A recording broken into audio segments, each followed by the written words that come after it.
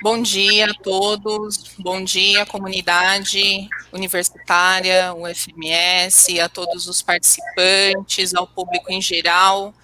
Hoje nós trataremos aqui em nosso painel 1 dos julgamentos virtuais e por videoconferência no STF, e temos a grande honra de contar com dois palestrantes de alto gabarito, Dr. Alexandre Freire, Tiago Gontijo e o nosso debatedor, Gustavo Gotardi. Faremos as apresentações e, sem mais delongas, iniciaremos aí a oportunidade de fala de cada apresentador. As perguntas, debates e comentários serão realizadas ao final, tudo bem?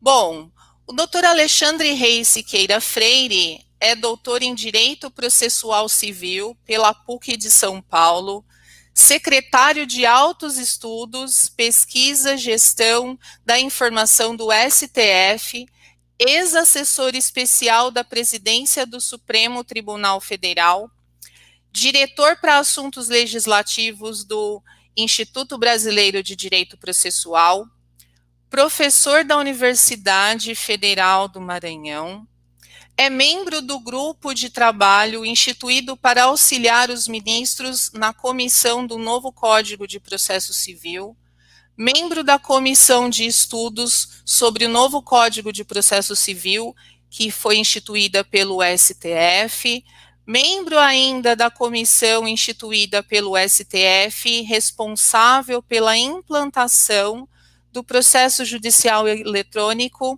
no STF. Também é professor e instrutor do Supremo Tribunal Federal e do CNJ.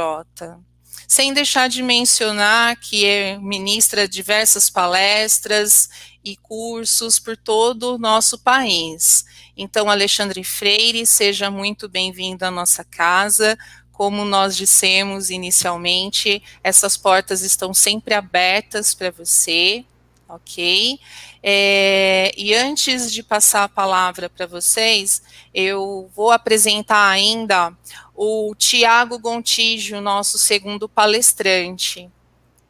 O Tiago é coordenador de difusão da informação na Secretaria de Altos Estudos do STF, Pesquisas e Gestão da Informação, atuou como assessor de projetos e inovação tecnológica na presidência do Supremo Tribunal Federal. O Tiago é integrante da equipe negocial do STF e no projeto Módulo de Jurisdição Extraordinária. Tem experiência, vasta experiência, digo, em ciência de dados aplicados à justiça e gestão jurídica. Tiago, ele é especialista em direito tributário e graduado pelo Unicelb, é analista judiciário com atuação em gabinetes de ministro. Tem experiência profissional e acadêmica na área de direito tributário, orçamentário e financeiro. Então, Tiago, seja também muito bem-vindo à nossa casa. Acredito, tenho certeza que você abrilhantará o nosso painel de hoje. E para complementar o nosso painel, temos o nosso debatedor, Dr. Gustavo Gotardi, que é o nosso presidente da OAB, subseção de Três Lagoas. Dr. Gotardi, seja muito bem-vindo. Dr. Gotardi, ele é doutor em Direito Constitucional pela PUC, pelo Instituto Toledo de Ensino, e é advogado com ampla atuação em nossa região. Então, doutor Gustavo, seja muito bem-vindo.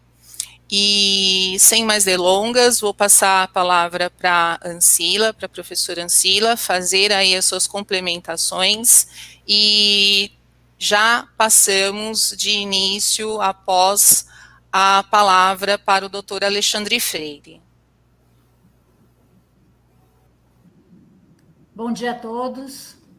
É um prazer inenarrável receber o Alexandre Freire por aqui e o Tiago Gontijo. O Alexandre eu conheço de longa data, o conheci pelo Facebook, foi uma das minhas grandes alegrias conhecê-lo pelo Facebook, e é um cara excepcional, faz palestras brilhantes, tem um trabalho maravilhoso junto ao STF, mas não somente junto ao Supremo Tribunal Federal.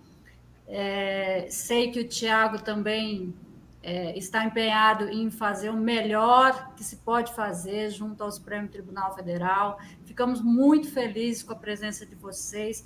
Alexandre, eu tenho por você um carinho imenso.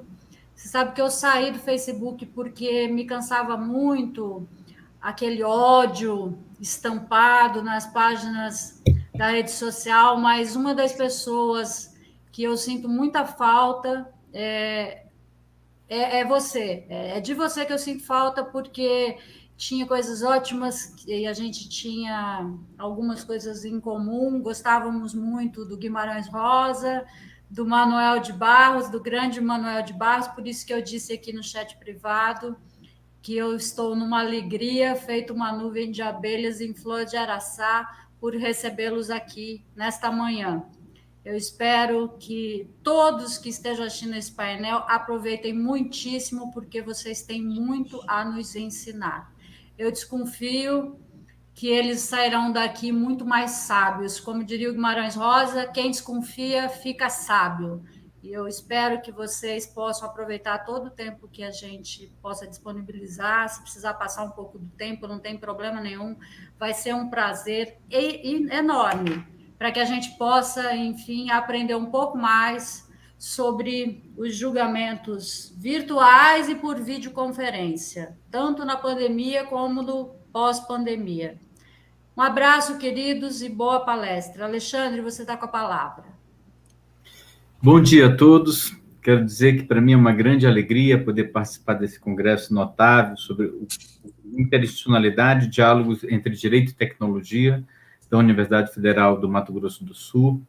Quero agradecer o convite à professora Cariciele Longo, quero externar minha alegria em rever a professora Ancila Galera, uma amiga querida que há algum tempo, de fato, não tive a oportunidade de rever, e compartilhar de um painel com o Tiago Contígio, que é um colega de trabalho, um amigo querido, desenvolvendo uma série de projetos no Supremo Tribunal Federal. Para mim é um motivo também de grande felicidade. E uma oportunidade também de conhecer o professor Gustavo Gotardi. Tenho certeza que nós teremos hoje um painel bastante interessante, repleto de questões relevantes que poderão contribuir para o debate a respeito dessa relação importante entre direito e tecnologia, muitas das vezes incompreensível para alguns e, por outro lado,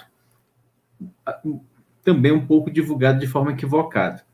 Mas vamos tentar, na medida das nossas possibilidades, dentro do tema que nos foi proposto, apresentar uma visão a respeito daquilo que hoje nós denominamos de julgamento virtual e por videoconferência no Supremo Tribunal Federal. Para poder falar, professora Cariciele Longo, a respeito desse importante tema, que são os julgamentos virtuais, no modelo que concebemos hoje, é importante fazer uma espécie de análise retrospectiva. Por quê? Porque o julgamento virtual, ele tem um antecedente que é o julgamento virtual de um tema importante, que é a repercussão geral.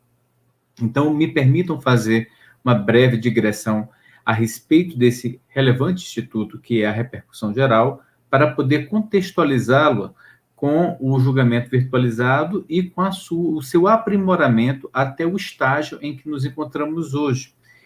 E depois apresentarei algumas perspectivas de desenvolvimento desse importante ambiente decisório no âmbito do Supremo Tribunal Federal. Então, todos nós sabemos que a repercussão geral, como um filtro quantitativo e qualitativo de temas submetidos à Suprema Corte, ela não surge com o advento da Constituição Federal de 88, muito menos com o Código de Processo Civil de 73. Ela surge a partir de uma iniciativa entre os três poderes, denominada à época de Pacto Republicano. Nós tivemos 3 pactos republicanos formalizados pelo Poder Executivo, Legislativo e Judiciário, sendo que no primeiro deles se inseriu a possibilidade do Supremo adotar uma espécie de filtro qualitativo e quantitativo para os temas que lhe eram apresentados a partir da interposição do recurso extraordinário. Então, vejam que, em razão dessa ação concertada entre os poderes, o Parlamento entendeu por bem formalizar em uma emenda constitucional 45 essa importante metodologia que permite ao Supremo Tribunal Federal a seleção, o pensamento das matérias que ele deverá examinar. Então, quando o Supremo passou a contar com essa técnica de filtragem de temas que poderia ser examinado pelo tribunal, inicialmente a Corte entendeu por bem submeter essa metodologia ao ambiente plenário presencial. Em outras palavras, para o exame da configuração da repercussão geral, os ministros inicialmente deliberavam no plenário presencial. O que se percebeu à época? Percebeu-se a impossibilidade de se levar a cabo essa ideia em razão do tempo de exame dessa preliminar à época da repercussão geral. Então, o que se pensou em fazer? Se pensou em instituir um ambiente decisório paralelo que permitisse que o tribunal pudesse decidir a respeito da existência da repercussão geral no ambiente virtualizado. Então, o julgamento virtual, no modelo atual, ele decorre do aprimoramento do julgamento virtual da repercussão geral. Lembrando que essa modalidade de julgamento foi inserida na sistemática do Supremo Tribunal Federal em 2007, embora a emenda constitucional 45 de 2004, que veicula a repercussão geral, tenha surgido 3 anos antes, foi apenas em 2007 que o Supremo institucionalizou, no âmbito do seu regimento interno, a metodologia para o exame da repercussão geral. Evidentemente que entre a emenda constitucional 45 de 2007 e a emenda constitucional 21 a emenda constitucional 45 de 2004 e a emenda regimental número 21 de 2007 do Supremo Tribunal Federal, nós tivemos também uma importante lei, que foi a Lei 11.417 de 2006, que regulamentou de forma geral, do âmbito do Código de Processo Civil, a repercussão geral. Esse é o panorama legislativo e regimental do tema da repercussão geral, para que os colegas possam entender como ela surge e por que da necessidade do Supremo repensar o seu ambiente decisório para poder acomodar a apreciação desse tema. É um ponto relevante. Quando nós falamos a respeito desse ambiente decisório, é importante não apenas abordá-lo teoricamente, mas me parece relevante apresentarmos a sua dinâmica. Então, eu vou pedir licença para fazer uma apresentação rapidamente de um compartilhamento de tela. Eu acho que é possível que eu faça. Bem, aqui me pareceu que não, mas não tem nenhum problema. No âmbito do Supremo Tribunal Federal, é possível se examinar a repercussão geral em um ambiente decisório próprio. Nesse ambiente decisório próprio, o que é que nós vamos ter? Nós vamos ter, primeiramente, o exame da matéria constitucional. Na sequência, nós vamos ter o exame da repercussão geral. E, na sequência, nós vamos ter a possibilidade do tribunal reafirmar a jurisprudência. Se eu pudesse compartilhar essa tela, eu mostraria para vocês 3 colunas. Essas 3 colunas, elas representam as opções que os ministros possuem para que eles decidam se uma matéria tem natureza constitucional, se uma matéria tem repercussão geral, e se existir jurisprudência dominante no Supremo Tribunal Federal, o tribunal já poderá analisar essa questão imediatamente, ao invés de apenas reconhecer a repercussão geral e, na sequência, submeter essa matéria ao plenário presencial. Então, vejam que, em um primeiro momento, o que os ministros examinam no ambiente virtualizado da repercussão geral? O tema tem ou não tem repercussão geral. Esse é o primeiro ponto. Melhor, o tema tem ou não natureza constitucional. Se o tema tiver natureza constitucional, os ministros passam ao exame subsequente. Se o tema não tiver repercussão geral, os ministros podem adotar 2 providências. A primeira delas é submeter esse recurso, por exemplo, ao STJ, uma vez que o próprio Código de Processo Civil permite esse redirecionamento do recurso. Então, ele vai ao Supremo como recurso extraordinário, porém, ao fim, o que é que nós vamos ter? nós vamos ter a conclusão da corte de que aquela matéria tem natureza infraconstitucional. Ao invés de suceder, como ocorria no passado, de o tribunal simplesmente não examinar o tema, ele submete o recurso ao STJ. O STJ poderá ou julgá-lo de forma individual, na forma da técnica dos julgamentos repetitivos, etc. Se o Supremo entender também que a matéria é infraconstitucional, ele pode aproveitar da passagem do recurso pelo Supremo, veiculando matéria infraconstitucional, e dar a ele os efeitos da inexistência da repercussão geral. Ou seja, aquele tema, ele não apenas não será decidido naquela ocasião pelo Supremo, será encaminhado ao STJ e também será analisado, também permitirá ao tribunal que defina sua competência e não examinar mais aquela matéria. Qual é a consequência prática? O exame da questão em segundo grau, ela, uma vez decidido o tema em segundo grau, os recorrentes só poderão acionar o STJ. Se tivermos, por exemplo, um recurso extraordinário versando aquela matéria, a decisão da vice-presidência ou presidência do tribunal será pela negativa de seguimento, uma vez que o STF decidiu pela inexistência da repercussão geral. Então, notem essa possibilidade importante no ambiente virtualizado. Na sequência, o que nós vamos ter? O exame propriamente da repercussão geral, em que os ministros passarão a analisar se aquele tema ele possui, primeiramente, relevância do ponto de vista econômico, do ponto de vista político, do ponto de vista social, ou do ponto de vista jurídico.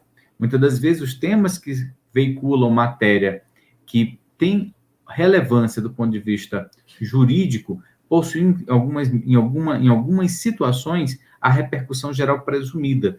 Por exemplo, as situações em que o acordo impugnado contraria a jurisprudência dominante da Suprema Corte.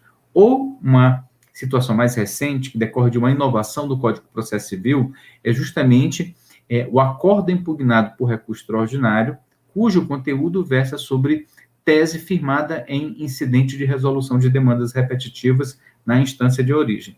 Então, nesses casos, haverá tão somente o exame, tão somente a admissibilidade pelos demais requisitos, uma vez que a repercussão geral ela é presumida.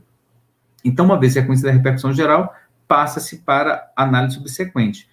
O relator poderá propor aos pares, por exemplo, que aquele tema já foi examinado pelo Supremo Tribunal Federal no passado. Por exemplo, a partir da admissibilidade e julgamento de mérito de uma ação direta de inconstitucionalidade, do julgamento de uma ação declaratória de constitucionalidade, de uma arguição de descumprimento de preceito fundamental. Então, nesse sentido, o tribunal ele pode já otimizar o julgamento, conferindo maior celeridade e eficiência, e ao invés de decidir um tema que já foi pacificado na corte no ambiente presencial do plenário, já poderá deliberar imediatamente. Aqui temos, evidentemente, algumas questões que podem ser suscitadas. A primeira delas é a impossibilidade de sustentação oral. A segunda delas é a impossibilidade de um debate maior, por exemplo, a partir da designação de audiências públicas, em que experts podem apresentar propostas, inclusive, de revisão de tema. Mas esse é o modelo do Supremo Tribunal Federal no ambiente decisório. Então, é com ele que nós temos que trabalhar, sendo possível, evidentemente, contributos da sociedade civil organizada e dos juristas para o processo de aprimoramento da governança institucional da Corte, entre os quais reexaminar o modelo decisório da análise da repercussão geral. Bem, esse modelo, ele acabou por se consolidar na história do Supremo como um caso de sucesso, na medida em que houve avanços institucionais relevantes que permitiram ao tribunal a dar uma pronta resposta a temas complexos que eram submetidos à corte. E também permitiu que o tribunal pudesse ter dois ambientes de decisão, sem que o exame da repercussão geral pudesse comprometer o funcionamento adequado do plenário da corte. Então, se começou, professores, a submeter ao plenário virtual também exames de matérias, de recursos, que em estudos estatísticos do Supremo Tribunal Federal revelaram que o percentual de provimento não alcançava 1%. Então, se entendeu que era melhor utilizar o tempo que no passado era destinado a esses recursos no ambiente presencial para os processos de maior relevância e envergadura temática. Então, o que se pensou? Bem, O Supremo teve uma experiência relevante com o ambiente virtualizado da repercussão geral. Vamos agora aperfeiçoar esse ambiente. Em que medida? Esse ambiente virtualizado, ele vai ser adaptado para o julgamento de agravos internos e agravos regimentais e também dos embargos de declaração. Recursos denominados internos, que, como mencionei para vocês, tinham uma taxa de provimento inferior a 1%. Então, se passou a julgar nesse ambiente. Ele tem diferenças que precisam ser sublinhadas em relação ao julgamento ao ambiente virtual da repercussão geral. Primeiramente, eu destacaria o prazo. No ambiente da repercussão geral, o prazo é de 20 dias. No ambiente do julgamento virtualizado, em um primeiro momento, o prazo era de 5 dias, mas recentemente esse prazo foi ampliado para 6 dias. Então, vejam que temos diferenças aqui também, né? Quanto à possibilidade de interação das partes no feito, o ambiente no sistema atual, ele já permite que os advogados possam requerer a apresentação de sustentações orais gravadas. O ambiente virtual também permite o encaminhamento de esclarecimento de fato. Então, vejam que são iniciativas relevantes, mas elas surgiram agora. Até então, o que nós tínhamos era apenas a possibilidade do exame desses recursos que mencionei, que não possuem a possibilidade da sustentação oral, salvo no caso do agravo interno e do regimental, quando interpostos de decisões de ações da competência originária do Supremo Tribunal Federal. A exemplo do habeas corpus, que é o agravo regimental, a exemplo das ações do controle abstrato de constitucionalidade, que seria o regimental, a exemplo do mandado de segurança também. Então, notem que temos aqui um espaço para a possibilidade de sustentação oral. Bem, mas, como eu mencionei para vocês, essa história de sucesso não parou com o êxito institucional da repercussão geral. O julgamento dos recursos de embargos de declaração e agravos internos também se revelou exitoso. Nesse sentido, o tribunal entendeu dar um passo adiante, aprimorando a sistemática do ambiente virtualizado para poder também acomodar outras classes processuais para o exame do colegiado. Então, passou-se também a examinar, a partir de então, as demais ações, desde que, sobre aquele tema, existisse jurisprudência dominante do tribunal. Então, notem que nós saímos dessa terceira fase do exame tão somente dos agravos, dos embargos, para a análise de ações como a ADI, a DPF, a CO, a ADO, até mesmo reclamações, passaram a ser examinadas no âmbito do plenário virtual, condicionado esse exame à existência de jurisprudência dominante. Vocês podem se perguntar, e se um ministro submete ao ambiente virtualizado uma ação ou um recurso, como, por exemplo, o embargo de divergência, sem uma jurisprudência dominante e atual sobre aquele tema, o que se pode fazer? As partes poderiam, à época, apresentar um requerimento de destaque para que aquele processo fosse examinado no ambiente presencial, e os ministros também poderiam já destacar imediatamente. Notem que eu mencionei que as partes podem apresentar requerimento, e os ministros podem destacar. Então, o ministro, ele não irá apresentar requerimento para os pares, ele simplesmente aciona uma funcionalidade que desloca o processo imediatamente para o exame do ambiente presencial. Quando as partes submetem esse pedido ao ambiente de destaque para o ambiente presencial, o ministro relator ele examina as razões pelas quais aquele caso deva ser examinado no ambiente presencial. Do indeferimento não cabe recurso, por exemplo.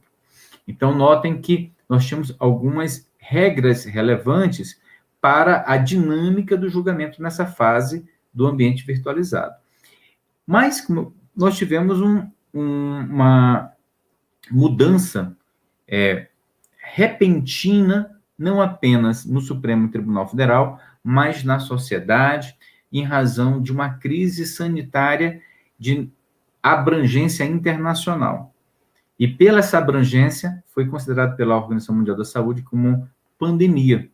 Então, em razão da pandemia do coronavírus, Covid-19, nós tivemos o decreto legislativo de reconhecimento de estado de calamidade pública. Nós tivemos alterações na forma de deliberação do parlamento, nós tivemos alterações na forma de deliberação e interação entre o executivo e seus ministérios, e por via de consequência, não poderia ser diferente, nós tivemos também alterações significativas no próprio sistema de justiça. Então, o Supremo Tribunal Federal, diante de uma grave crise que impactou a sociedade, entendeu por bem que não era a hipótese de fechar as portas. Então, o tribunal, ele nunca deixou de prestar jurisdição, mas para poder prestar jurisdição, houve necessidade de uma reestruturação da corte e um redesenho das suas capacidades institucionais. Então, o Supremo, para poder prestar jurisdição adequada, ele teve que, primeiramente, tomar uma medida drástica, qual? Não parar e, na sequência, adaptar a sua forma de julgar. Então, uma das providências foi a equiparação do ambiente presencial ao ambiente virtual, ou a equiparação do ambiente virtual ao presencial, para deixar mais claro. Então, nessa opção, a presidência ela teve que fazer um estudo e submeter esse estudo aos demais ministros, e esse estudo consistiu em um aprimoramento do próprio ambiente do Supremo Tribunal Federal, permitindo à Corte, por exemplo, que pudesse examinar não apenas os temas que possuíam já à época jurisprudência dominante, mas também outras matérias relevantes que, embora não tivesse jurisprudência dominante, o tribunal deveria examinar. Então, para isso, o tribunal teve também que aprimorar a sua accountability, né, sua responsabilidade institucional, aperfeiçoando os mecanismos de transparência, de eficiência, publicidade, conferindo maior legitimidade às suas decisões. Então, primeiramente, permitiu, como ainda há pouco antecipei, a apresentação de sustentação oral gravada. Foi uma inovação no sistema de justiça, porque até então não se cogitava, salvo visões futuristas a respeito da justiça, a implementação dessa medida. Mas se vocês perguntarem, por exemplo, a qualquer servidor que atuava na Suprema Corte no segundo semestre de 2019, era fora de cogitação a implementação dessa medida tão cedo na Corte. Mas a pandemia ela acabou dando um nudge, um empurrão ao Supremo Tribunal Federal para que ele pudesse avançar na história. Então, neste caso, a Suprema Corte, ela aprimorou o seu sistema de julgamento eletrônico, permitindo sustentação oral e o encaminhamento de esclarecimento de questões de fato, quanto, por exemplo, ao apresentado no relatório do ministro relator, ou também aquilo que fizer constar do seu voto.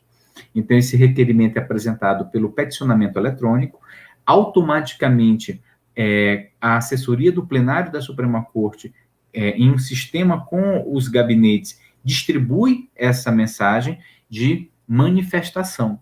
Então, o ministro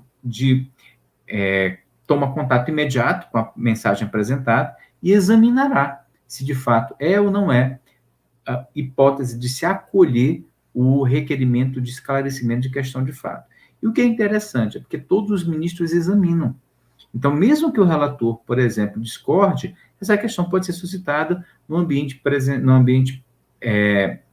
eletrônico por um outro ministro.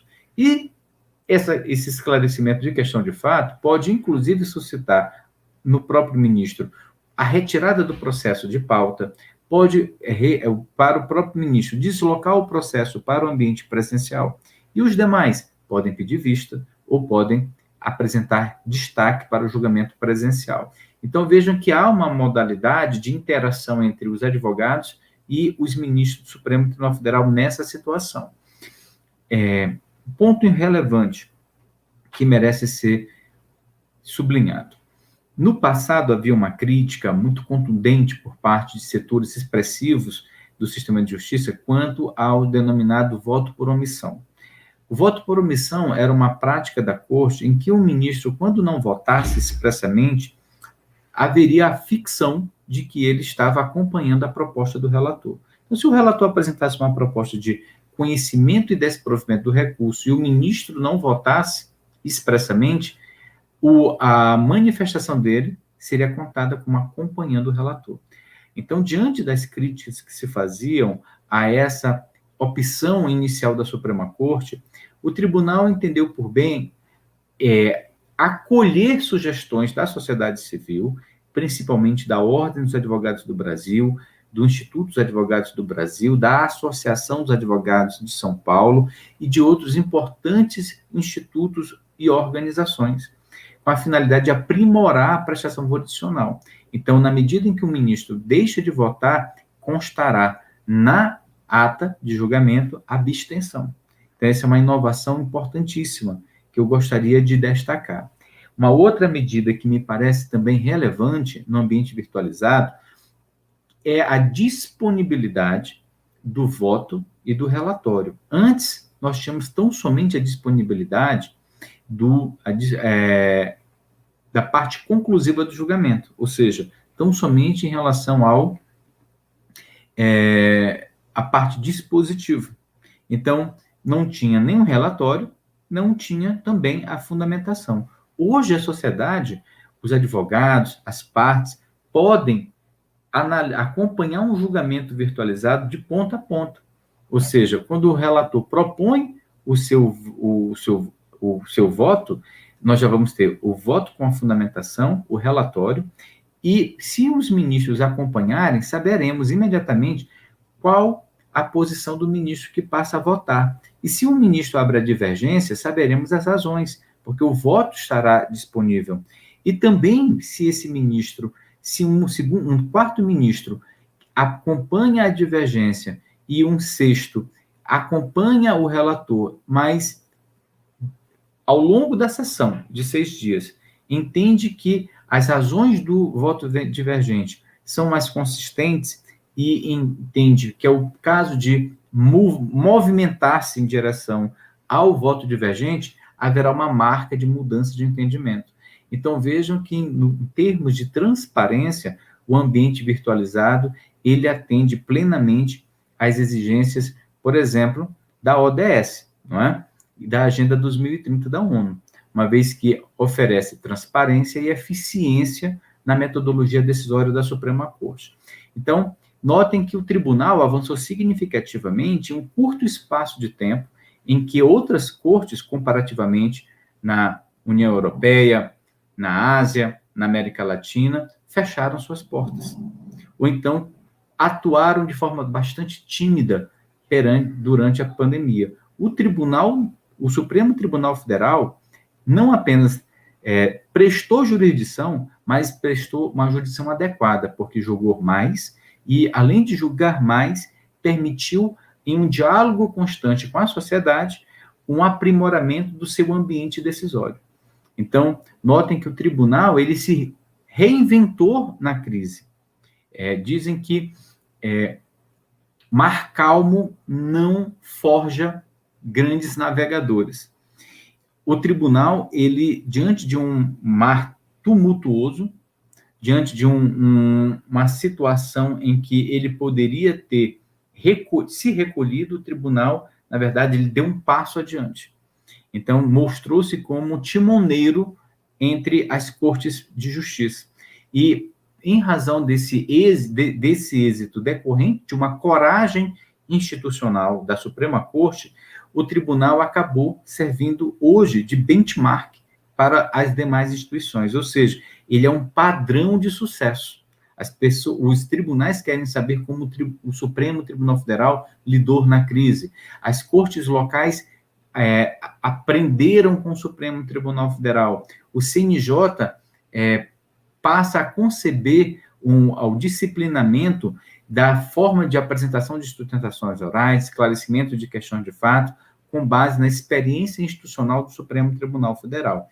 Então, o que podemos revelar nesse momento é um tribunal que foi corajoso institucionalmente e que colhe hoje os frutos de um ato de coragem.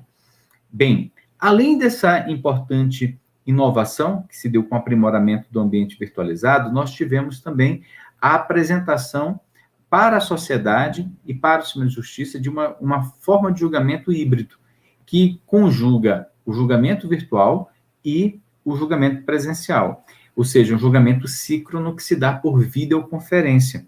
em que os ministros podem, cada um em um lugar, ministros no Rio de Janeiro, ministros em São Paulo, ministros no TSE, ministros nos seus gabinetes, ministros no plenário, deliberarem os temas mais relevantes, de forma síncrona, com a participação da Procuradoria-Geral da República, da Advocacia Pública e Privada, e também da Defensoria Pública da União e demais defensorias públicas. Isso tudo em um ambiente em que se conjuga tanto a deliberação presencial quanto a deliberação remota. Então, notem que a Corte apresentou também uma forma diferente de atuação. E, neste caso, também se permite, como eu mencionei, a interação dos sujeitos do processo, porque os advogados podem apresentar uma questão de ordem, um esclarecimento de questão de fato, o Ministério Público, evidentemente, também. Os ministros podem interagir sincronamente, debatendo esses temas. Isso não significa que no julgamento virtual não haja interação. Há e muita, porque os ministros apresentam seus votos, acompanham a forma como os colegas votam, podendo, inclusive, em razão do acompanhamento do processo de deliberação, quando o ministro apresenta uma divergência ou um acompanhamento com ressalvas, alterar seus posicionamentos. Mas no ambiente de julgamento síncrono, por videoconferência, nós podemos olhar isso de forma muito mais clara, na medida em que se percebe o debate entre os ministros, se percebe a forma de uma interação imediata do advogado e do membro do Ministério Público, Procurador-Geral da República, o designado, e do Defensor Público Geral da União e os demais. Então, notem que o tribunal ele acabou por criar 2 espaços de deliberação. Então, uma vez que a Corte, como todos nós sabemos, é composta por ministros que hoje estão classificados no grupo de risco, entendeu-se por bem adotar essa metodologia para preservar a incolumidade física dos ministros e também dos próprios servidores. Então, notem que nós tivemos aprimoramentos importantíssimos na metodologia decisória, em um período em que boa parte das cortes internacionais deixou de prestar jurisdição ou prestou de forma tímida. São essas as primeiras palavras que eu queria apresentar. Evidentemente que nós teremos, na sequência, um espaço para um debate. Estou ansioso para ouvir os colegas que me sucederão e devolvo a palavra à nossa presidente desse painel, mais uma vez agradecendo a gentileza do convite e dizendo que, para mim, sempre foi, e será uma honra voltar à Universidade Federal do Mato Grosso do Sul. Então, participar desse evento é um motivo de grande orgulho profissional e uma excelente oportunidade para rever queridos amigos. Então, muito obrigado. Passo a palavra à professora Cariciele para a condução do painel. Muito obrigado. Bom, doutor Alexandre, como já combinado, os comentários, os debates serão realizados ao final e, sem mais delongas, quero te agradecer mais uma vez a sua participação e a oportunidade de sempre nos abrilhantar aí com seus conhecimentos e sua vasta experiência. Eu já vou passar a palavra agora para o nosso segundo palestrante, o Tiago Gontijo, que também tem uma ampla atuação perante o STF, sobretudo nesse aspecto aí dos julgamentos virtuais, desse ambiente aí tão novo que faz parte e permanecerá aí como realidade no nosso dia a dia de atuação profissional.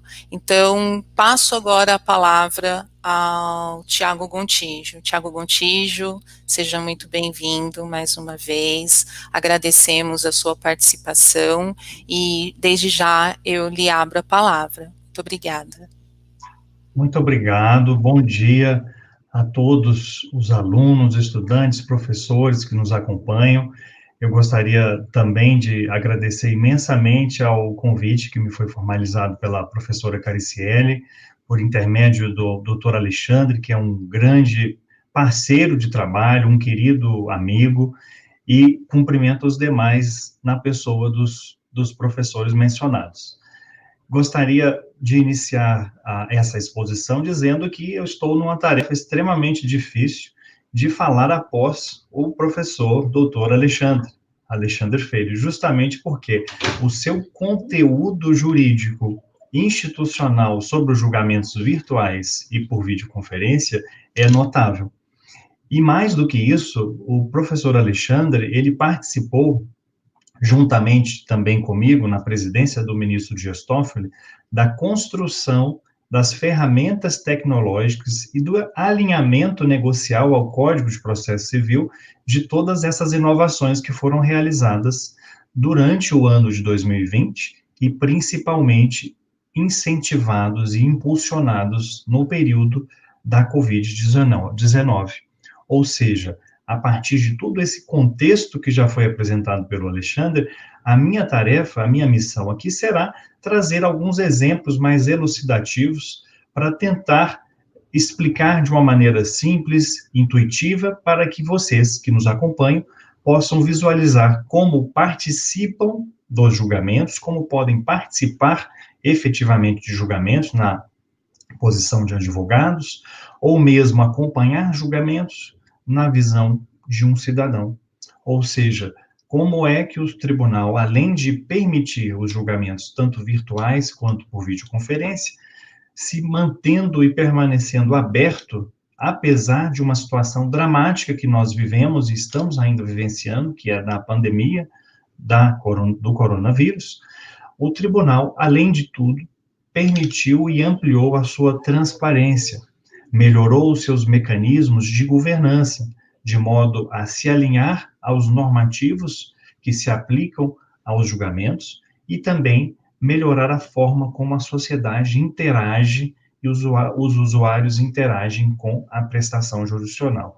Pois bem, eu gostaria de compartilhar com vocês uma tela que apresenta justamente a tela inicial do Supremo Tribunal Federal.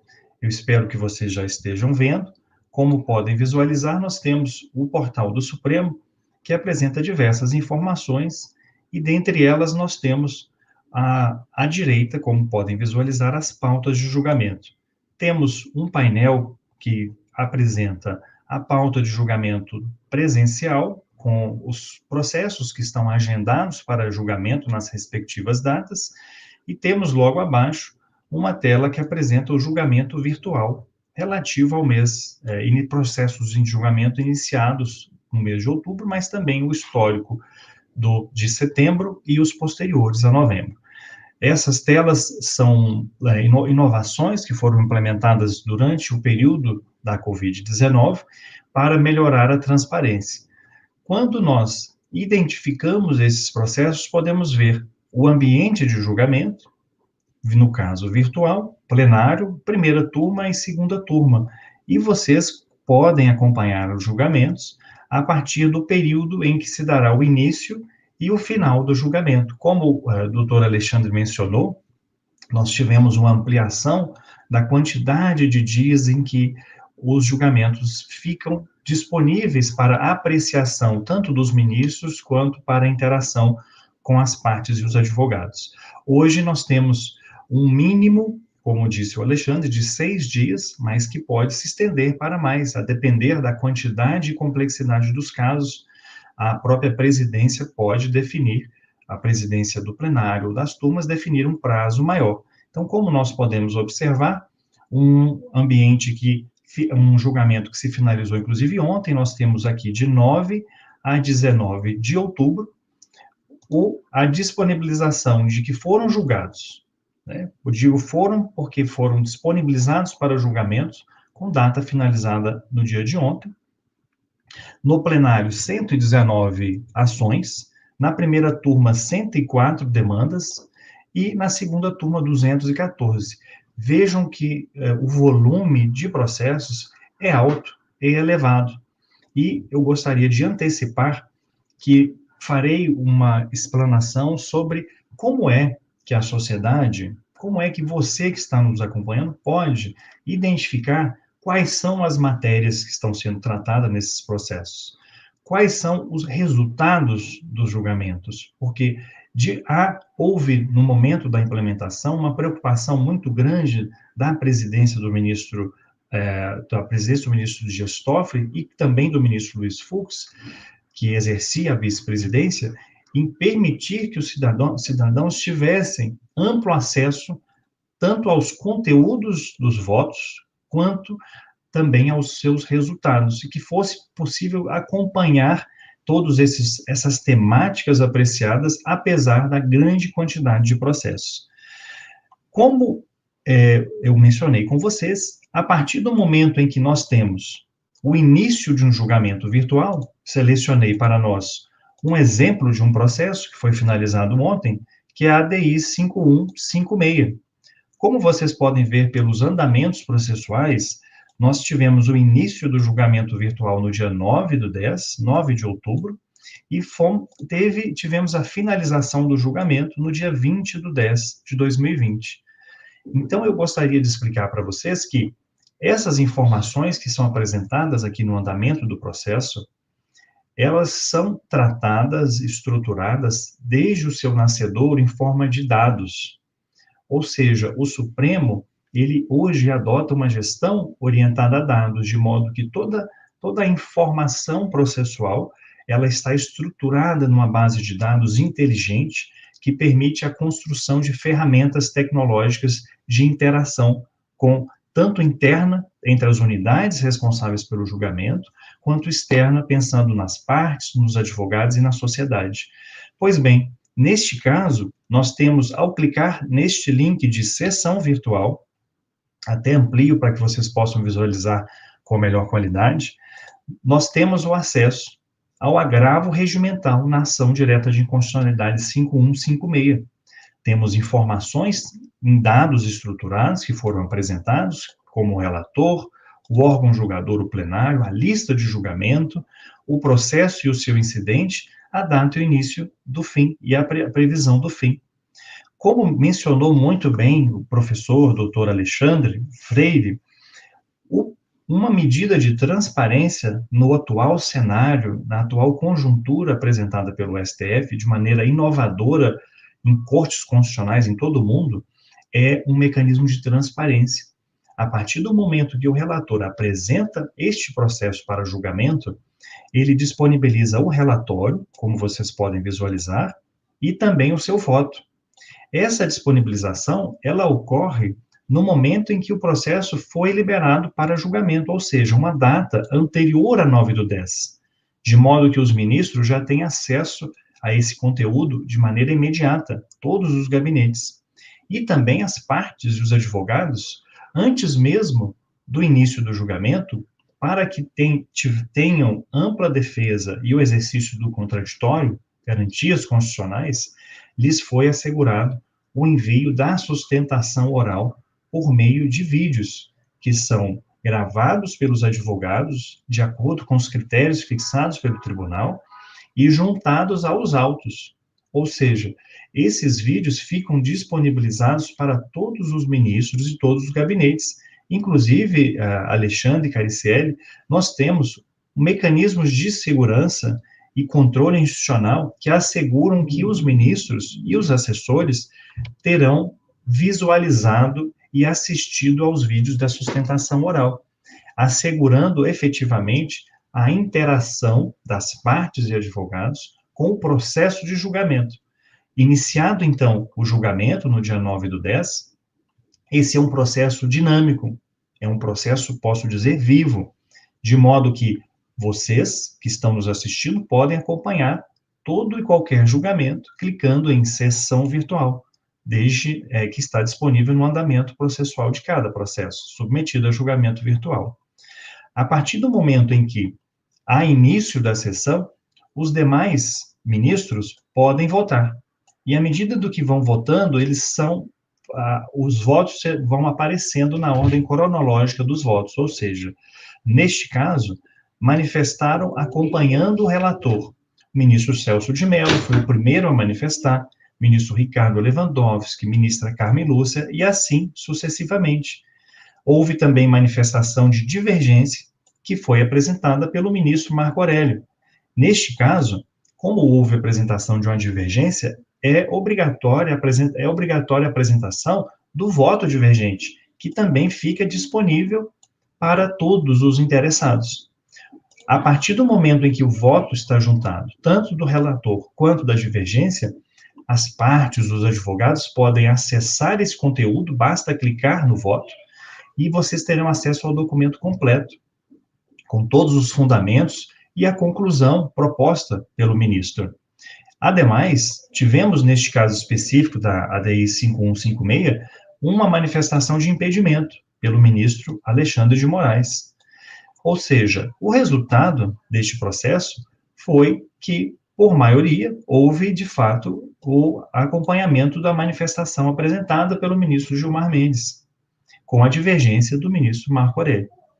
É importante ressaltar, Cariciele e demais convidados, doutor Gustavo, que os advogados, no caso a OAB, que é representada aqui pelo senhor, os advogados podem se manifestar durante o julgamento virtual, assim como se estivessem no ambiente presencial. A partir do momento em que iniciado o julgamento, mesmo tendo já sido apresentadas as sustentações orais, é possível que os advogados apresentem questões de fato, necessidade de esclarecimentos, ou mesmo questões de ordem, que são apresentadas pela plataforma do peticionamento eletrônico. Então, como é que o advogado consegue acessar essas informações? Como muito bem dito e informado pelo professor Alexandre Freire, na própria página do portal do Supremo, nós temos o destaque para o peticionamento eletrônico, como vocês podem ver aqui nesse ícone na parte superior direita.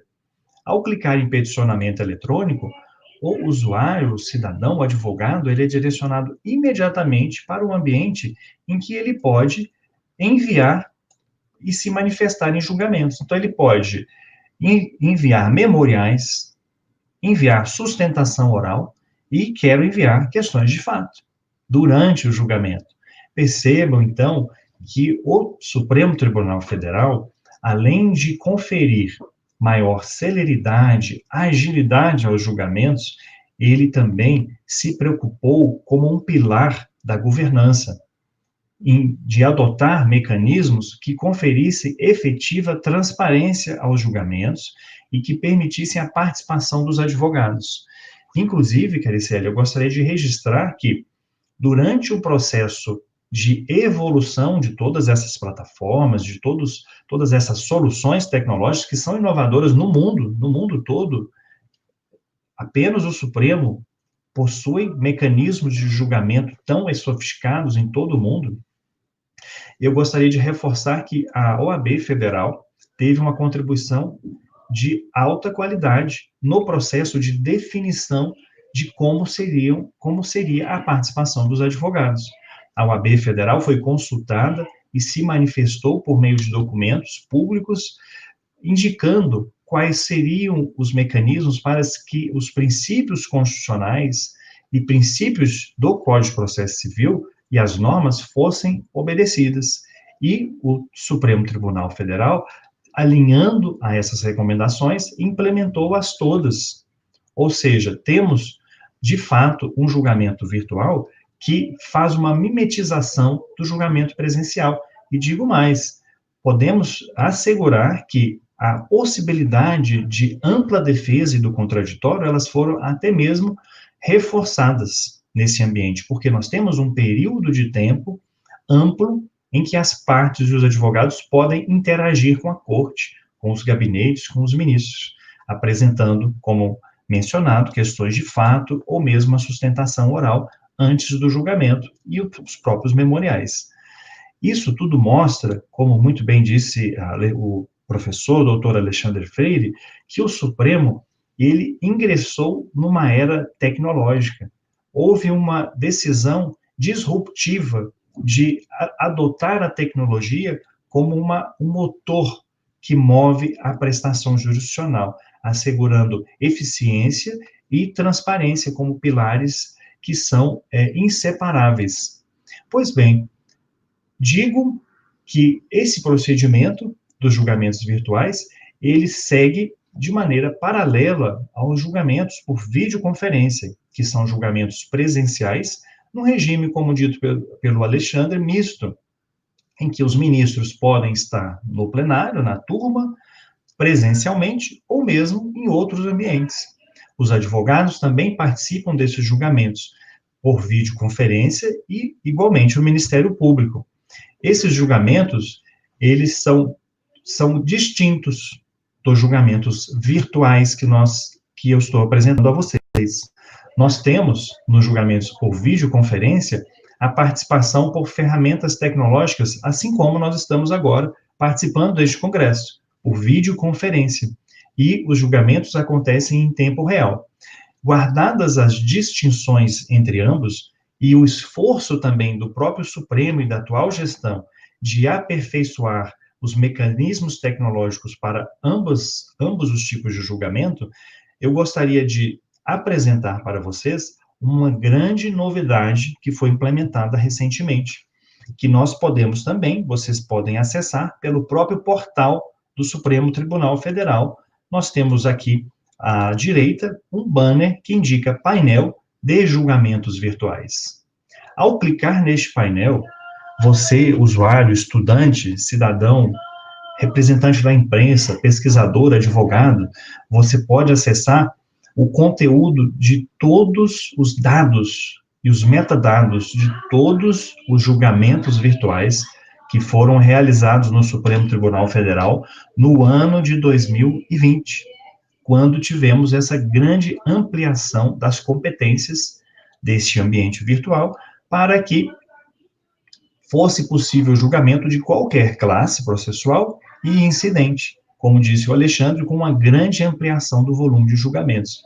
Como podem ver no painel, que é dinâmico, é interativo e permite ao usuário criar os seus próprios cenários de acordo com o objeto da pesquisa, nós temos um total de processos julgados de 13.312 processos.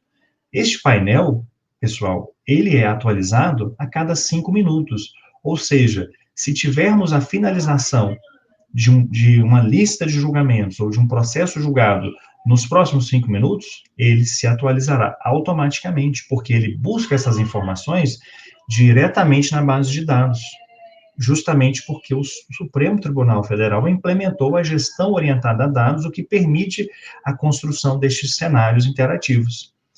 Neste ambiente, você, como usuário, pode acessar colegiados, qual foi a quantidade de processos julgados pela primeira turma, pela segunda turma e pelo Tribunal Pleno, os percentuais de cada um desses ambientes em relação ao todo, o ministro relator de cada um desses processos, o histórico de julgamentos, mostrando uma linha do tempo desde o início do ano até a última sessão, julgada agora no mês de outubro, que mostra a quantidade total de cada um desses julgamentos, de cada uma dessas sessões. E também temos a informação apresentada de classe processual. Por exemplo, o usuário pode estar, o estudante, né, que está nos acompanhando, imagine que você está fazendo uma tese de conclusão de curso, uma monografia, um artigo científico relacionado à classe ADI, e você gostaria de saber mais informações sobre como foram tratadas as ADIs, julgadas as ADIs no ambiente virtual do Supremo Tribunal Federal. Basta você vir aqui no gráfico de classe processual e clicar em cima da classe ADI, que nós temos aqui. Quando clicamos e apertamos no verdinho, confirmando a seleção, todo o painel é atualizado automaticamente. Temos, então, 420 processos ao total, todos foram julgados 100% pelo Tribunal Pleno, e temos aqui o ministro Gilmar Mendes como primeiro colocado em julgamento de ADIs no ambiente das sessões virtuais, com 81 demandas. Temos o histórico desses julgamentos abaixo, e essas informações, algo fantástico que foi implementado, é a transparência ativa, que nós adotamos recomendações do Tribunal de Contas da União para que vocês, usuários, tenham acesso à planilha de dados estruturados para que construam novos cenários, façam estudos e avancem, inclusive, com outras soluções tecnológicas. Então, você pode clicar em XLS, você que nos acompanha, em XLS, e você terá acesso à planilha no formato Excel. E também é possível clicar em CSV, que vai permitir o acesso automático por máquinas. Isso significa que, em caso exista uma plataforma tecnológica de um outro ambiente, inclusive na iniciativa privada, que queira ter acesso a essas informações, basta incluir o link que a máquina consegue fazer a leitura automática de todas essas informações, construindo cenários a partir delas. Como podem observar, o painel é dinâmico e é interativo, e o próprio usuário constrói os seus cenários. Estamos em ADI com 420 demandas, mas eu posso clicar apenas no caso ministro Gilmar Mendes e eu avanço no filtro combinado. E tenho agora 81 processos julgados mostrados na linha do tempo, de acordo com o quantitativo a cada sessão que foi apresentado e julgado pelo ministro Gilmar Mendes. Vejam que as possibilidades de análise, elas são praticamente inesgotáveis, e você, como usuário, pode manipular essas informações para ter acesso ao cenário que é objeto da sua pesquisa. Deixo também uma informação muito relevante, que o painel disponibiliza os filtros na parte superior. Então, nós temos a data prevista do fim, o colegiado, o nome do ministro, repercussão geral. Aqui é algo que eu gostaria de um destaque. E, por favor, prestem atenção e vejam o volume de julgamentos que nós tivemos de repercussão geral. Ao clicar em sim, temos que 97 processos, 97 temas de repercussão geral que estavam acumulados no âmbito do Supremo Tribunal Federal foram julgados em 2020, no ambiente das sessões virtuais. A grande maioria deles, 43 processos, apresentados pelo ministro Marco Aurélio, o que mostra que tivemos uma adesão de todos os ministros no ambiente virtual, inclusive de ministros com posturas mais conservadoras, e mostra um alinhamento institucional do Supremo para uma efetiva e célere prestação jurisdicional. Todos esses julgamentos, eles foram realizados com possibilidade de debates. E antecipo um grande lançamento que a Secretaria de Altos Estudos, que é liderada pelo Alexandre Freire, realizará nas próximas semanas, que é o produto Destaques da pauta de sessão de ambiente virtual, que será apresentada juntamente com o serviço do informativo do Supremo Tribunal Federal. Nesse serviço Destaques da Pauta, o estudante, o professor, o juiz, o cidadão, poderá identificar com antecipação quais são os processos e as temáticas mais relevantes que estão sendo apresentadas em tempo real pelos ministros para julgamento virtual. E a partir da informação apresentada nos destaques, que também será estruturada em forma de dados, o leitor poderá selecionar as temáticas e os processos que lhe interessam para fazer esse acompanhamento par e passo do julgamento, sabendo quais são as manifestações, tendo acesso aos votos, ao relatório que foi apresentado pelo relator, eventuais divergências, e, ao final, acompanhando os resultados dos julgamentos finalizados com base nessas informações em painéis gerenciais que foram construídos pelo Supremo Tribunal Federal. Essas informações, eu acredito que contribuem para a pesquisa científica e acadêmica, contribuem para o amplo acesso do cidadão, das partes e dos advogados ao processo de julgamento e representam uma forma, como proposto pelo Congresso, de permitir a prestação jurisdicional mesmo diante de um cenário de crise de saúde pública e institucional tão grave que nós vivemos em razão da pandemia do coronavírus. É um foram esforços realizados pelo Supremo Tribunal Federal, alinhados com as expectativas e a governança de concordância de todos esses avanços que foram realizados com base nos dispositivos do Código de Processo Civil e normativos internos do regimento do Supremo Tribunal Federal. E aproveito também, já chegando à conclusão, para registrar os elogios e o agradecimento ao professor Alexandre Freire, que contribuiu de maneira intensa com todos esses trabalhos e com todos esses avanços, apresentando a forma como o Código de Processo Civil estaria alinhado com todos esses avanços, apresentando os pontos de coerência e de correção que foram necessários para chegarmos até aqui. Por isso, eu gostaria de agradecer a todos, reforço o agradecimento à Cariciele pelo convite, pela oportunidade, e a cada um de vocês que está nos acompanhando neste momento. Espero ter contribuído com os debates e estou à disposição para as perguntas e questionamentos. Muito obrigado.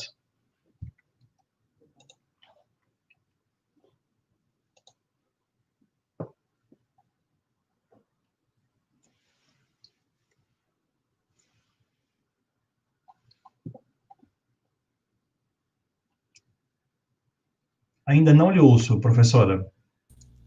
Desculpem o microfone. Bom, Thiago, os esclarecimentos que você nos trouxe, né, as informações altamente relevantes para trazer aí, né, essa dinâmica com que a Corte tem aí tratado a forma de disponibilizar cada vez mais informação à população, né, aos operadores do direito, estudiosos em geral, em complemento aí, por isso que eu achei tão fundamental o convite em conjunto aí com o professor Alexandre Freire, que as palestras caminharam aí de mãos dadas. Mas antes de passarmos aí para maiores comentários, perguntas, eu quero chamar aqui, convidar o nosso debatedor, Dr. Gustavo, para que possa fazer aí as suas considerações. Dr. Gustavo, sempre uma pessoa muito atuante junto à nossa instituição, Universidade Federal, é sempre o nosso parceiro, está sempre colaborando com os nossos estudos, com os nossos eventos, e quero agradecer a sua participação e vou abrir aqui a palavra para que o doutor possa fazer as suas considerações a respeito do conteúdo trazido pelos palestrantes e deixo o doutor à vontade. Muito obrigado, professora, doutora Cariciele. Agradeço o convite feito pela doutora. Parabenizo a organização do evento, na sua pessoa, na pessoa da professora doutora Ancila.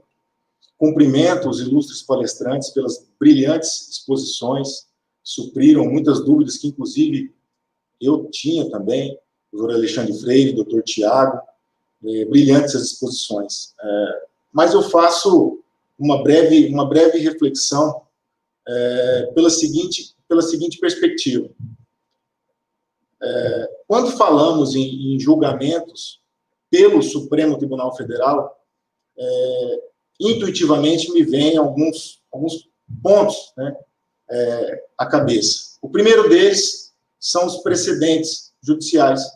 Os precedentes, o legislador do Código de Processo Civil de 2015 elaborou um novo modelo de processo, inserindo os precedentes judiciais no bojo desse novo modelo processual, né? E o rito procedimental do novo Código de Processo Civil, ele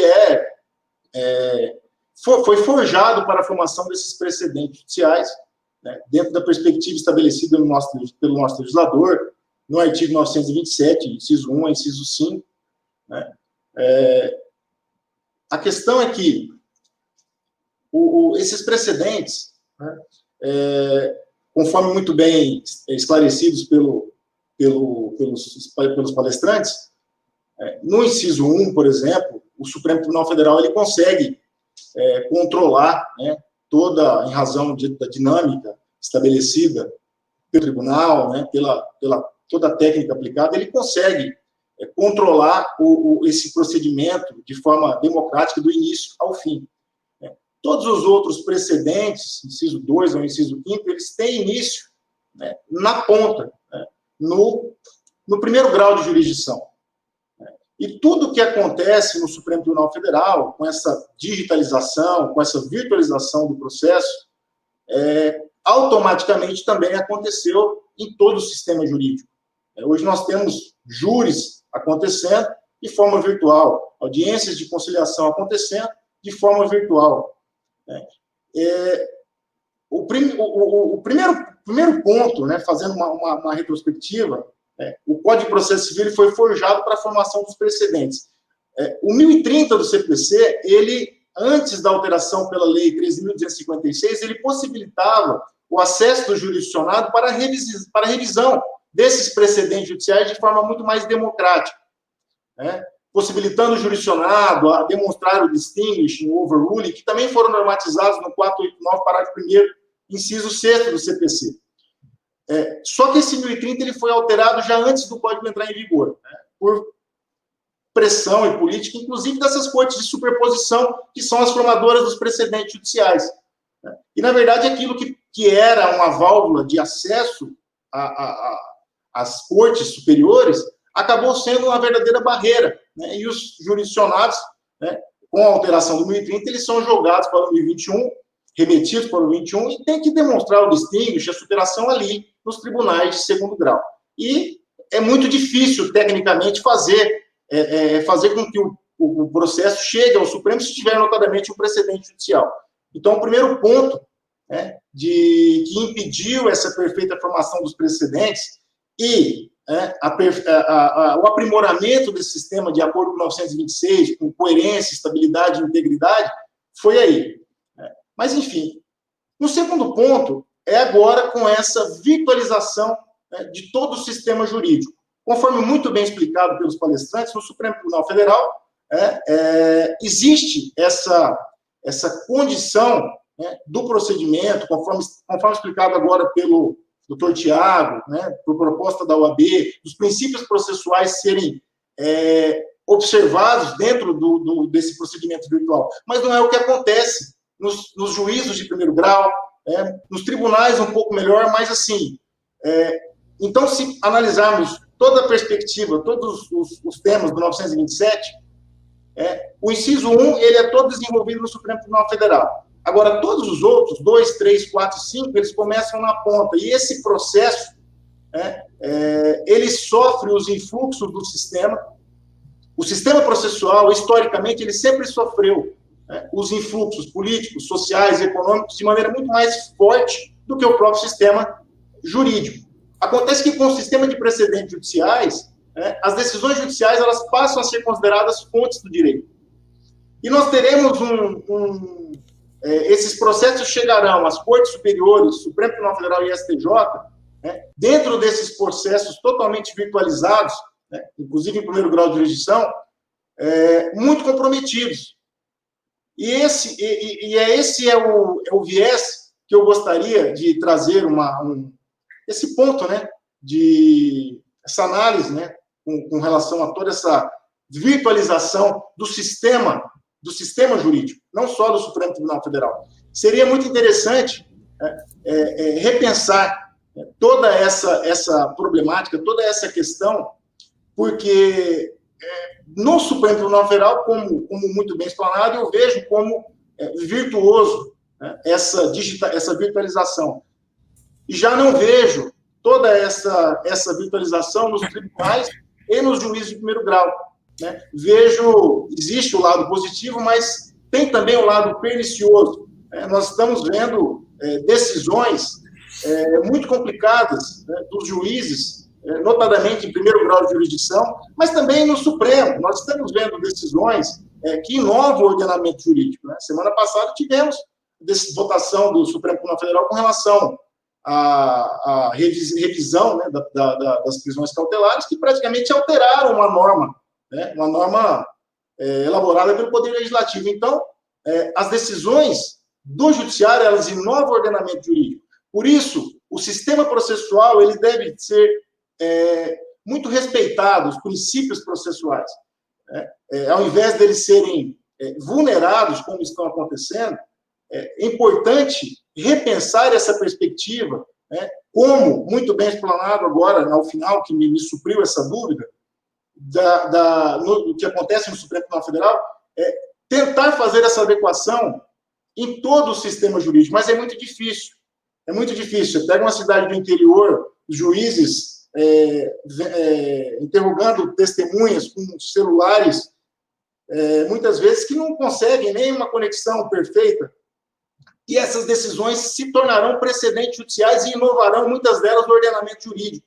Então, nós temos um problema muito grande no sistema jurídico como um todo, com essa virtualização dos processos judiciais.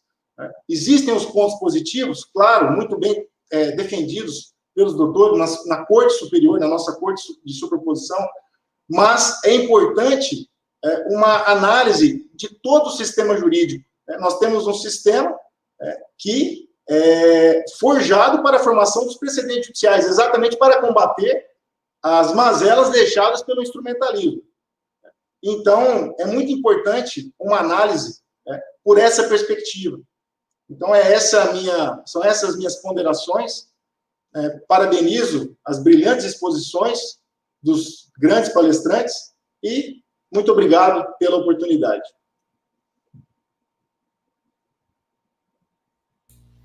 Bom, obrigada, Dr. Gotardi, com as suas considerações a respeito do conteúdo do painel 1. Ancila, eu vou passar a palavra para você fazer aí realizar aí as suas considerações também. Alexandre, eu vou tomar uma pequena liberdade. Convidei a Ancila para participar desse nosso painel, porque ela é sua fã. Em realidade, você tem uma legião de fãs aqui na nossa universidade, mas eu não poderia deixar de convidá-la, e então eu vou passar a palavra para que a Ancila possa aí realizar alguma pergunta, fazer alguma consideração, ok?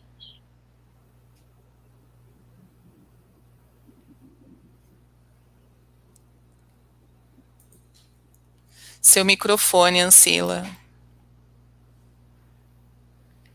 Olá, estão me ouvindo? Agora sim. Como de costume, foram brilhantes as palestras, eu gostaria mais uma vez de agradecer, estou muito feliz de estar aqui. Eu estou afastada da UFMS, né, por conta da finalização do meu doutorado, que eu espero que aconteça, né, esse 2020. Meu Deus do céu, para começar 2021 eu quero ler o trailer antes, porque tá difícil, meu amigo, mas vamos lá. E eu gostaria de fazer algumas considerações. Antes de mais nada, eu gostaria de agradecer muitíssimo. Eu sei que o tempo de vocês é precioso, mas eu gostaria de fazer algumas considerações. A primeira delas é o seguinte: nós somos professores de processo civil, né? Eu, por exemplo, dou aula sobre recursos. E com a minha volta, eu sei que eu vou ter que mudar toda a sistemática da minha aula, seja ela presencial ou online, ela vai ter que ser alterada tendo em vista a virtualização dos processos. Por exemplo, quando eu for dar aula de recurso extraordinário, né, eu vou precisar alterar. Então, eu gostaria que vocês, assim, muito rapidamente, fizessem sugestões para todos os professores e para que os alunos que estão aqui nos assistam e compreendam que a sistemática mudou, né? O Alexandre disse que o Supremo Tribunal Federal, como timoneiro, né, julgou mais, se reinventou, e não me parece que a conclusão seja outra, e não a que a virtualização veio para ficar. Ela veio para ficar. Então, nós precisamos educar os nossos discentes para a vida lá fora, e eles vão precisar entender que tudo isso que vocês explanaram de forma belíssima foi muito bom, porque uma palestra complementou a outra, de que eles vão ter que entender que isso veio para ficar. Não vai acontecer somente esse ano. Veio para ficar. Então, essa primeira pergunta, como nós, professores de processo civil, temos que atuar a partir de então, né? E uma segunda pergunta que eu já vou fazer para vocês. Como a gente consegue, já estou até pensando aqui que isso daria um belíssimo pós-doc, né? Analisar os números dos julgamentos virtuais atuais. Melhor dizendo, a quantidade de julgamentos que o professor Tiago apontou, havidos, por exemplo, este ano, está em relação direta com a qualidade das decisões proferidas no Supremo Tribunal Federal? Eu gostaria de ouvir os senhores acerca desses dois posicionamentos. Eu sei que o tempo de vocês é bem apertado, mas eu gostaria muitíssimo de que vocês me respondessem isso. E, ao final, há uma pergunta do professor Fábio Capucho, que eu também gostaria de fazer. Tá bem? Um beijo, querido. Muitíssimo grata por tudo. Posso responder? Primeiramente, eu queria parabenizar a exposição do Tiago, a exposição do professor Gustavo Cotadi. Foram exposições interessantíssimas, cada um abordou um tema relevante, que certamente dentro da proposta do painel foram determinantes para que pudéssemos fechar, né, o tema objeto do nosso encontro hoje.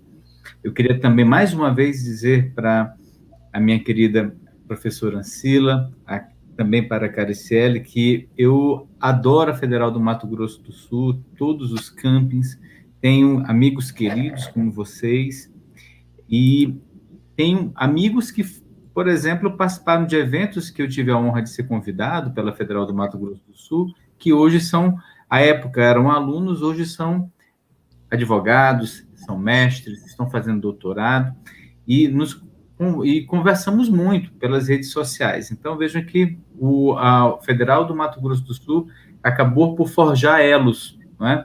Entre antigos alunos, atuais professores, e para mim é uma grande honra fazer parte dessa rede que a própria Federal ela foi criando ao longo dessa sua exitosa história. Em relação à pergunta que a Ancila fez, eu diria que, em relação aos temas que eu tratei, eu acho que o simples vence, como costuma dizer o ministro Marco Aurélio. Nós temos que começar, por exemplo, entendendo como o tribunal decide, qual é a sua metodologia decisória, e, para tanto, entender, por exemplo, os principais movimentos que ocorreram no período da pandemia Covid-19, consultar o regimento da Corte, que fica disponibilizado no site, sempre atualizado, e pode fazer um download gratuito, entender através dos painéis Covid,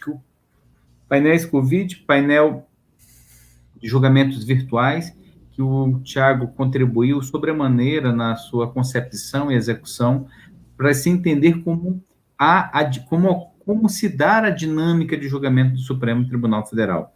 A Ancila falou da mineração de dados, número de decisões. O Tiago fez uma exposição no início de introdução ao painel, e ele mostrou a dinamicidade do painel. Então, ali é possível, por exemplo, que um pesquisador possa se debruçar a respeito de uma classe processual, um tema, um ministro, para examinar como o ministro se comportou nesse período. Ele decidiu mais, decidiu menos, ele acompanhou o relator, ele não acompanhou. Um case de estudo, por exemplo, o ministro Marco Aurélio, que até abril, até o final de abril, melhor dizendo, acho que 30 de abril ele aderiu ao julgamento virtualizado, salvo engano. Então, ele saiu de uma posição de antipatia ao ambiente virtualizado, e hoje ele praticamente lidera as relatorias do julgamento virtualizado. Isso permitiu que, por exemplo, o ministro pudesse submeter imediatamente recursos, ações incidentes que ele não tinha oportunidade de ver julgados em razão da própria construção da pauta do plenário presencial, que é da atribuição do presidente. Então, nós sabemos que o plenário presencial ele é naturalmente congestionado em razão das matérias que são submetidas, das complexidades e das questões que são contingenciais e urgentes, que muitas das vezes não foram antevistas pelo próprio presidente, pelos próprios ministros da Corte, mas que merecem uma pronta resposta da Corte. Então, em muitas situações, os ministros, embora tivessem liberado seus processos para julgamento, não tiveram oportunidade de ver julgados os processos. Então, esse novo ambiente permitiu que o ministro Marco Aurélio, por isso que eu estou dando que ele é um grande case para se estudar, ele pudesse não apenas liberar seus processos, mas julgá-los. Então, vejo que como foi importante. Hoje, Ancila, eu entendo que em um tribunal com números tão expressivos como o Supremo, como o Superior Tribunal de Justiça, o relevante é ver o processo julgado. Evidentemente, as observações do professor Gustavo Gotardi são importantes, mas observar princípios processuais que dão conformação ao sistema de justiça e balizas necessárias à boa atuação e prestação jurisdicional das duas cortes. Mas, como eu mencionei, primeiramente eu faria um estudo do próprio Supremo, por isso eu disse que o simples vence. Não é necessário fazer um estudo interno, uma literatura internacional primeiramente, faça um exame do como o Supremo tem se comportado. Na sequência, seria interessante conhecer o STJ e, para tanto, examinar as resoluções, examinar os regimentos, acompanhar alguns julgamentos que são, o Tiago mostrou, tem os campos com as sessões de julgamento, quando começa, quando finaliza, as sessões programadas, acompanhar como se dá a inclusão em pauta, como se dá a divergência, como se dá um destaque. Então, é se familiarizar. Acho que nesse primeiro momento é a familiarização com essas metodologias inovadoras. Na sequência, se a ideia é conhecer mais a política judiciária da inovação tecnológica aplicada ao processo, é conhecer como é que o Superior Tribunal de Justiça, como o Conselho Nacional de Justiça, ele tem lidado com essa matéria através dos seus grupos de trabalho, dos seus comitês. Em sequência, como é que o plenário do CNJ tem deliberado sobre esse tema a partir da veiculação da matéria nas resolução sobre ética e inteligência artificial, recentemente editada pelo ministro Dias Toffoli, a questão do 100% da justiça digital, que foi uma proposta recentemente apresentada e aprovada pelo ministro Luiz Fux, entender os documentos normativos. E, na sequência, claro, começar a fazer uma pesquisa do que a literatura nacional tem publicado sobre o tema, a comunidade de tecnologia da informação, como os professores relevantes no âmbito internacional estão lidando com a matéria, quais são as próximas, digamos assim, fronteiras a serem desbravadas. Eu acho que isso é um bom trajeto, é um bom percurso a se seguir. E nós vamos ter, já fazendo aqui um anúncio, um webinar importante nos dias 22 e 23, no Supremo Tribunal Federal.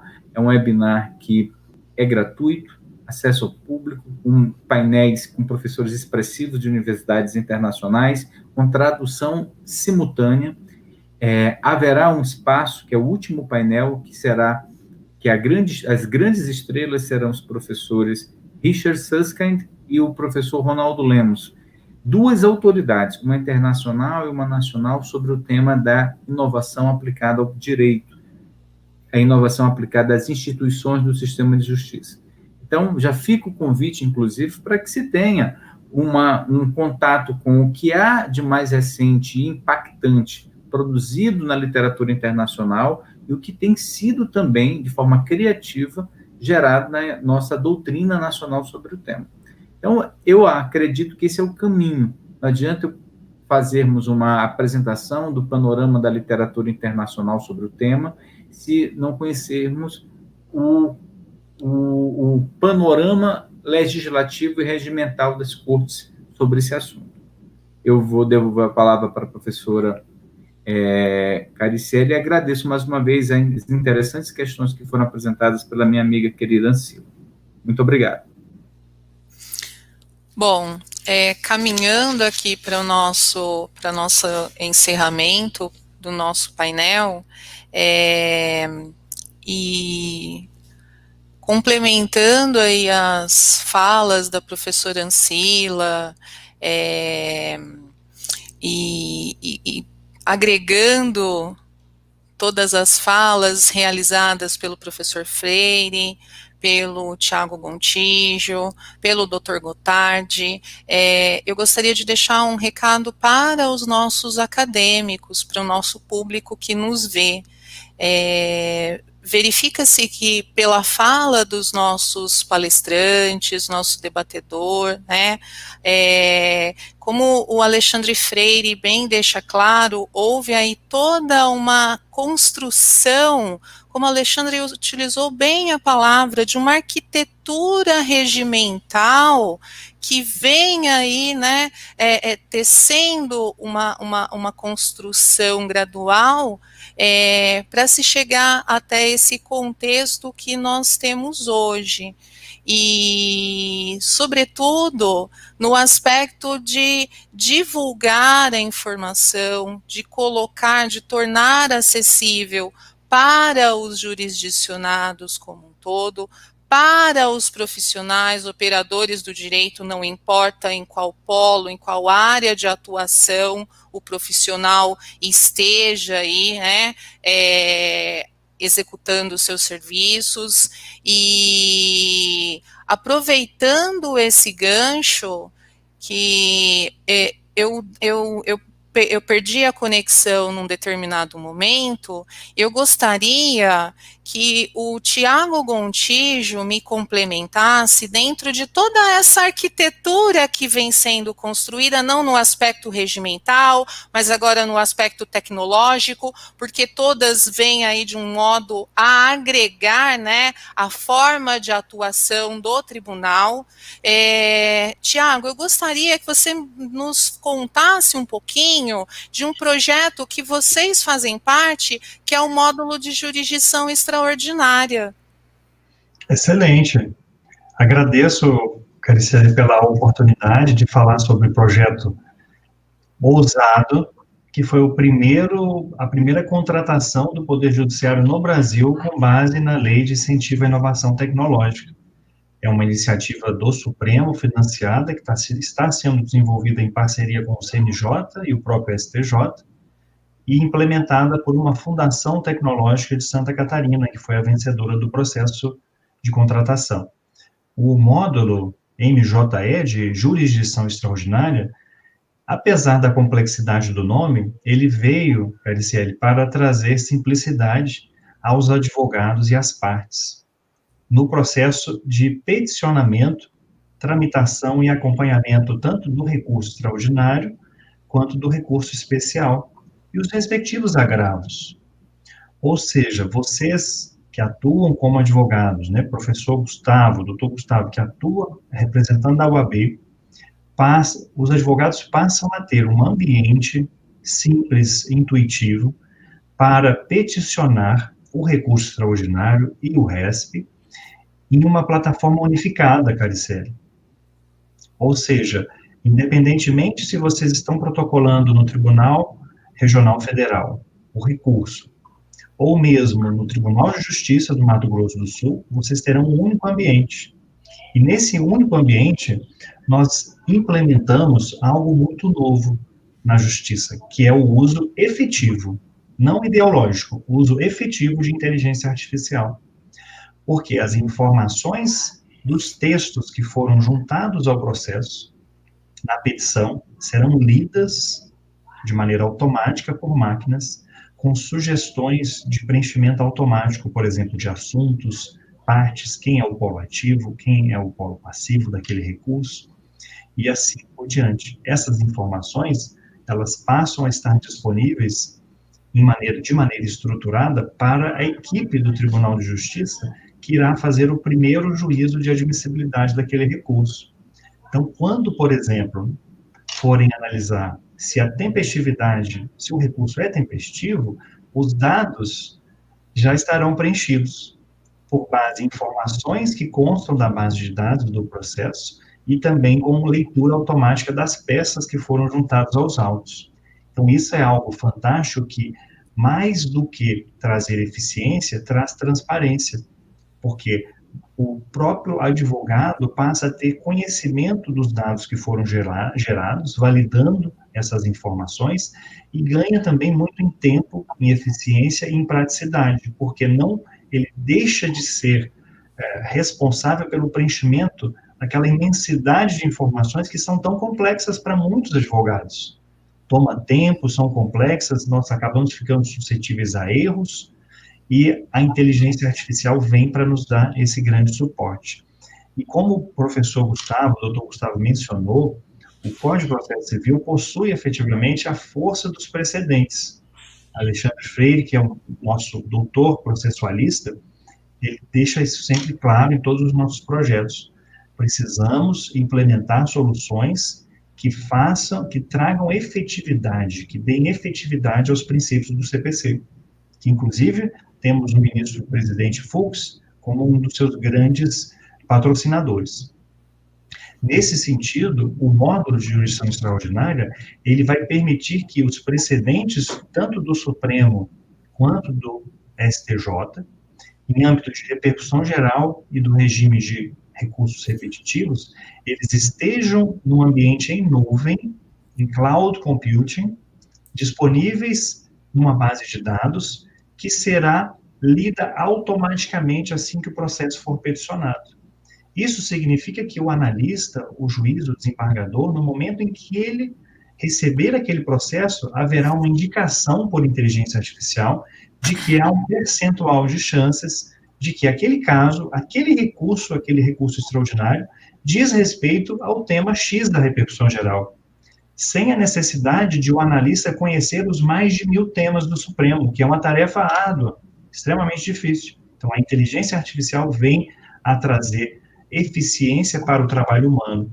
Não falamos, Alexandre, em substituir o trabalho humano, pelo contrário, é valorizar o trabalho intelectual humano, de modo que as informações já estão todas estruturadas. Essa tecnologia já está em fase de testes, e nos próximos meses já iniciaremos o processo de implementação em 5 tribunais piloto. E fico muito feliz pela oportunidade, pela pergunta, em contribuir com o evento, trazendo mais esse elemento novo de tecnologia, que foi, inclusive, reforçado o projeto, incentivado com ainda mais intensidade durante o período da Covid-19. Muito obrigado. Obrigada, Tiago. São informações altamente relevantes que acredito que vão revolucionar aí, continuar essa trajetória sem volta, que é esse ambiente aí de virtualização, julgamentos, análise de processos, enfim. Mas vamos passar para as perguntas. Nós temos 2 perguntas e eu gostaria que a professora Ancila fizesse, por gentileza. Inclusive, eu gostaria de parabenizar e agradecer a participação da pessoa que fez a pergunta, que é o Dr. Fábio Juncapucho, que está aqui nos agraciando com a sua presença. Por gentileza, Ancila. Vamos lá.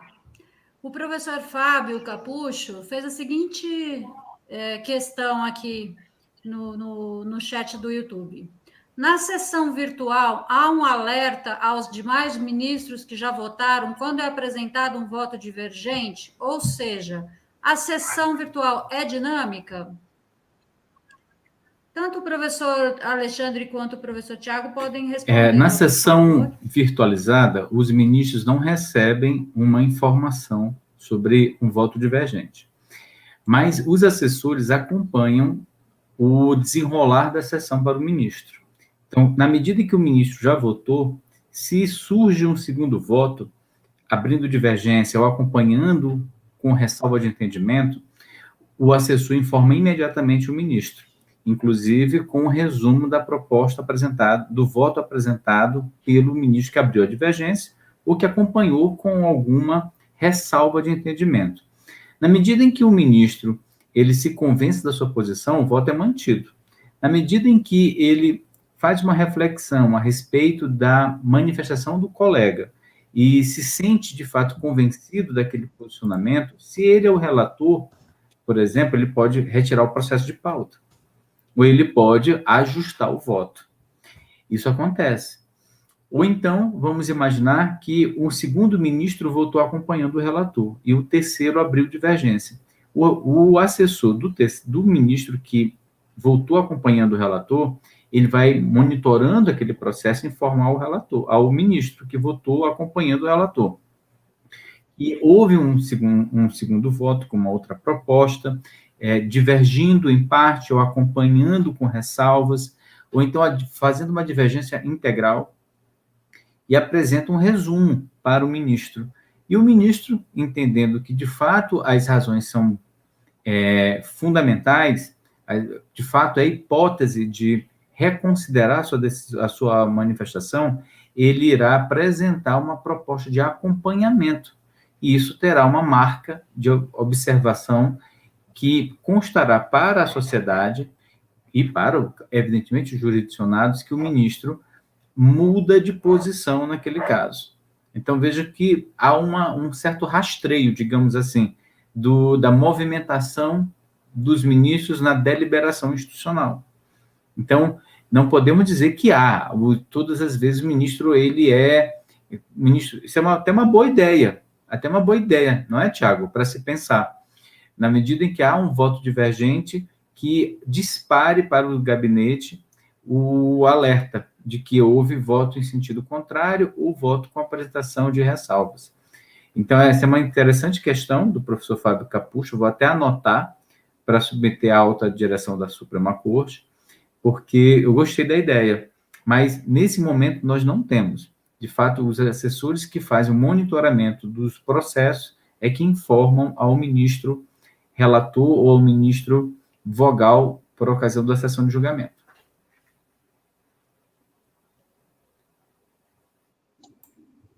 Uma excelente ideia, e nós agradecemos pela pergunta, que foi transformada em uma oportunidade. De fato, tudo é muito novo, como foi mencionado nas apresentações anteriores, tudo um desenvolvimento rápido e ágil, segue essas metodologias. E a questão apresentada pelo doutor, ela traz uma importante contribuição para o aperfeiçoamento da metodologia de julgamento pelos próprios gabinetes. De fato, os votos que acompanham o relator, eles podem ser lidados de uma maneira fluida pelo próprio assessor que acompanha o ambiente, mas o divergente, aí sim nós temos um contraponto relevante que merece um destaque ainda maior por meio de alguma forma de alerta ao gabinete, dentro do próprio ambiente, do ambiente de programação do julgamento. Muito obrigado. Agradeço muitíssimo a resposta de vocês. Eu gostaria de saber se há mais alguma pergunta, mais algum questionamento.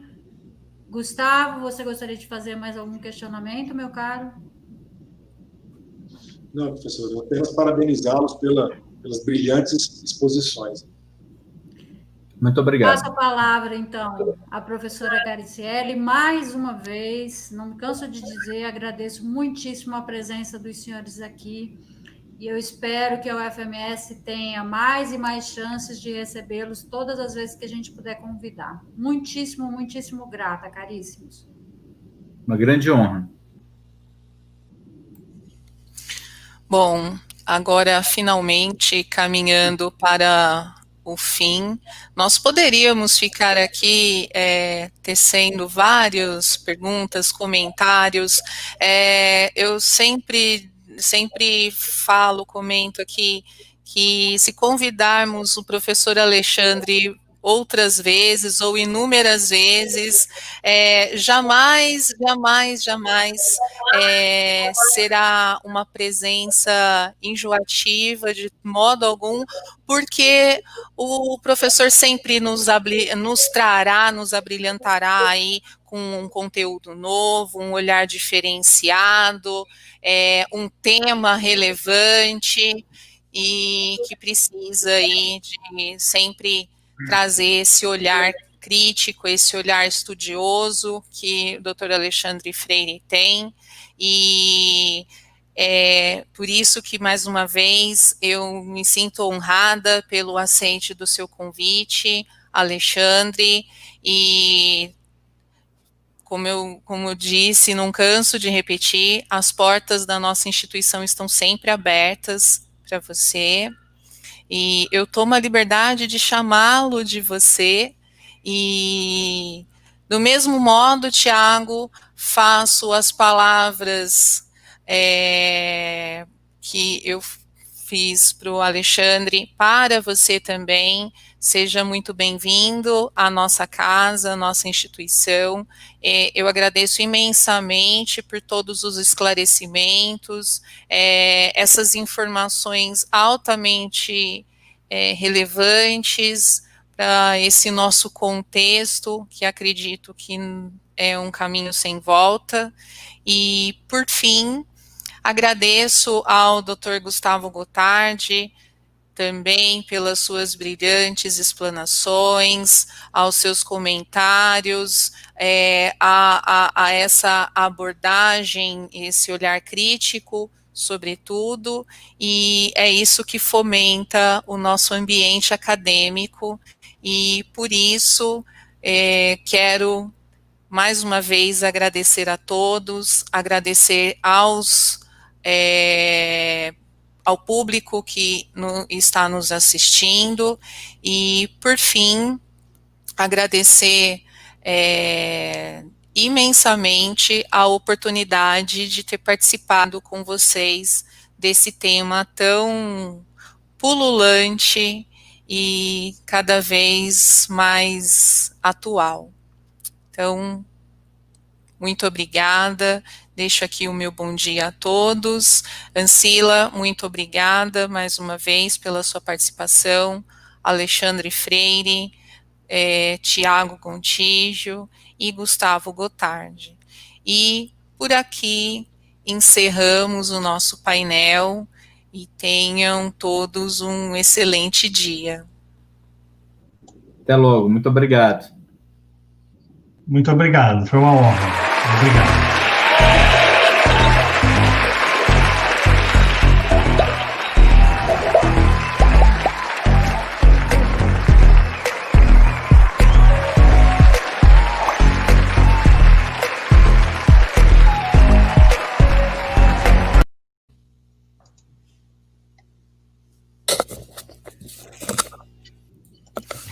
Muito obrigada, Tiago.